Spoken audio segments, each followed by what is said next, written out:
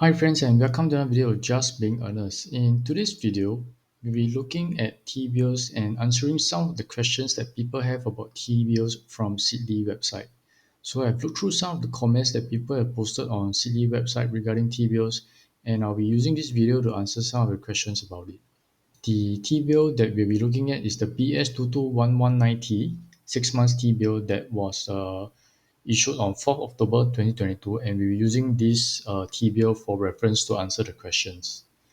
So on the left side, you can see that Daniel Lee asked regarding if I do competitive bidding with 10K and specify a 5% yield and the cutoff is at 3%, means I don't get anything correct. And the answer is right because you wanted 5%, but this T-bill didn't give you your 5%, it's only giving you a 3%. So because the cutoff is lower than your requirement, so you do not get this T-bill. And for the second question, if he does competitive bidding with 10K and specify a 5% yield and the cutoff is at 6%, so how much is his money being invested and what's the coupon rate? So I've actually done this table. So for regarding the question of how much am I invested, so let's say the cutoff yield is at 6%, the cutoff price will be at $97 and the duration is for 6 months. Let's say he put in 10,000, then the number of units that will be given is 10,000 divided by $97. Then you get 103.092. Then you round down to the nearest ones. So you'll be given 103 units. So 103 times 97 will give you $9,991. So this is the actual amount that you'll be actually invested. And then upon maturity, you will get 103 units times the par value, which is $100 6 months later. So he will get back $10,300, and then his returns will be $309. This is at the end of the 6 months maturity period. So his actual amount invested will be 9991. He will get back a refund of $9, and then the coupon rate and at per annual basis will be at 6%. So basically, your cutoff is actually your coupon rate. But do take note that for T-bills, you are given the T-bill at a discount. You're not given a coupon payout. Your T-bills is awarded to you at the discounted value. Then basically, upon maturity, you are given back at face value, which is $100. So the other question by Nick Pay is there any fees incurred for purchasing the T-bills? The answer is no. I mean, what I based on is using a DPS iBanking. And then the other question is the yield for non-competitive bidding only to be reviewed after auction date, and the answer is yes. That's why if you look at the T-bills, you have the auction result. If you look at the current T-bills, there is a new one. You do not see the cutoff view because the cutoff view will only be reviewed at the end of the auction result. So for these questions, are the yields on T-bills locked in at issuance?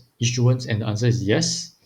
And then for his second questions, if I bought a 6-month T-bill at 3.3% and if the yield goes up or down during the 6-month period, it is not going to affect my investment, right? And the answer is depends. If he does hold it all the way to maturity, then it doesn't affect him. He will get it at 3.32%. But if he were to sell off his T-bill within this 6-month period, then it depends on what is the value of the T-bill at that point of time. So that's why it's stated here, the price of T-bills may rise or fall before maturity because it can be traded. Then if you do not want volatility and you want to be able to redeem anytime without any impact to your principal amount, then you should get Singapore saving bonds instead.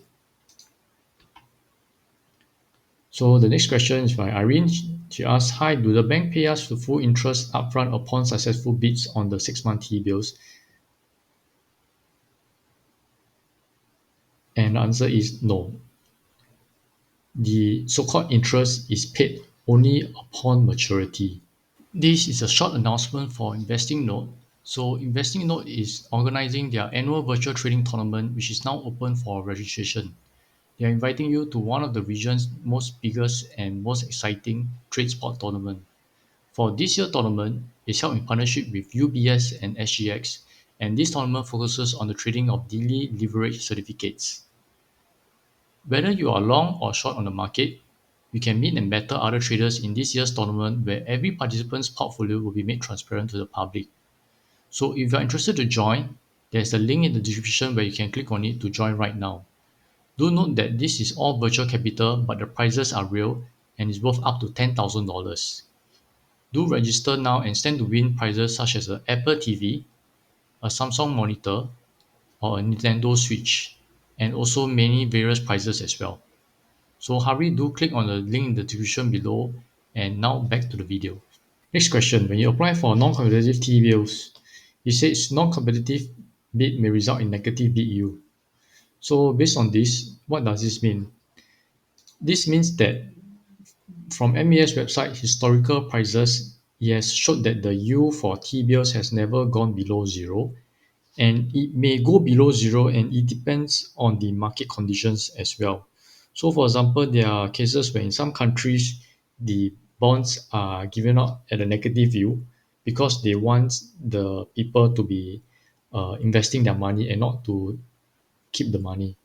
So that's why there are some countries where the bond yields are in negative value.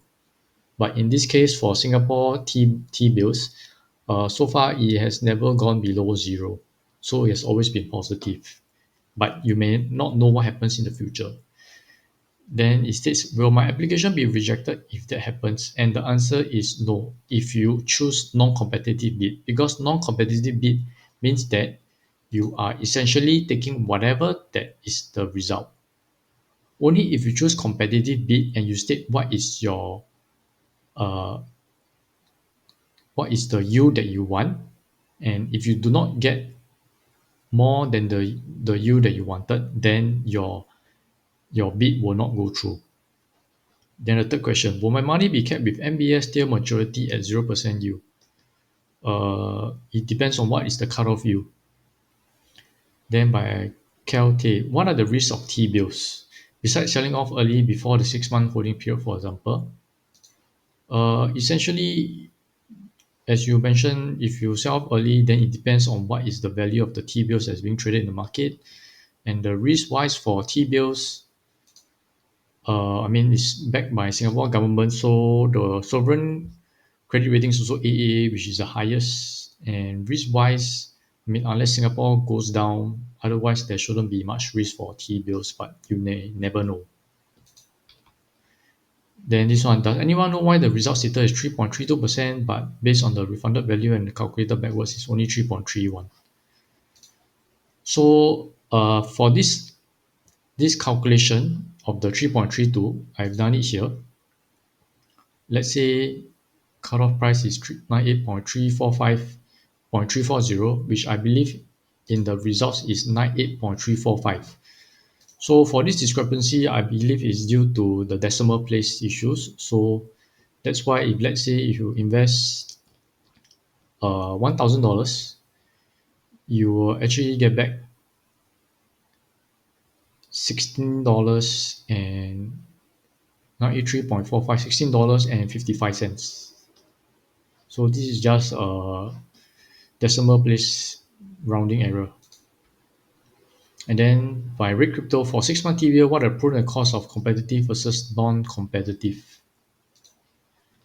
So earlier mentioned, non-competitive, basically you take whatever that is given and you do not get to decide what is the cutoff view. For competitive bid, if you want to play safe, you can put in a bid or the rate that you are willing to invest to get back the returns. So let's say if you feel that you only want to invest if your money is going to get more than 3%, then if the result come out is only 2%, then your money won't be invested because you wanted 3%, but the cutoff is only 2%. But on the other hand, for if you do a competitive bid, you wanted 3%, and the cutoff is at 3.32, then obviously your money will be invested and you'll be getting at 3.32, which is higher than what you wanted initially of just 3%.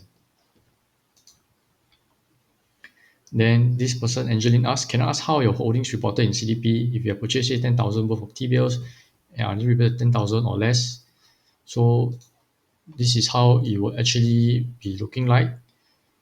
So let's say if it's 3.32, you put 10,000, then the number of units invested will be 101. The actual amount invested will be 9932.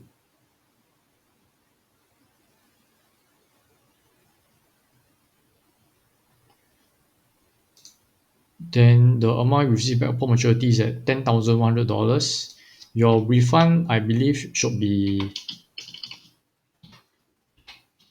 you should receive a refund back of $67.60. This is what you should be getting for your refund. So your actual amount invested is probably $9,932.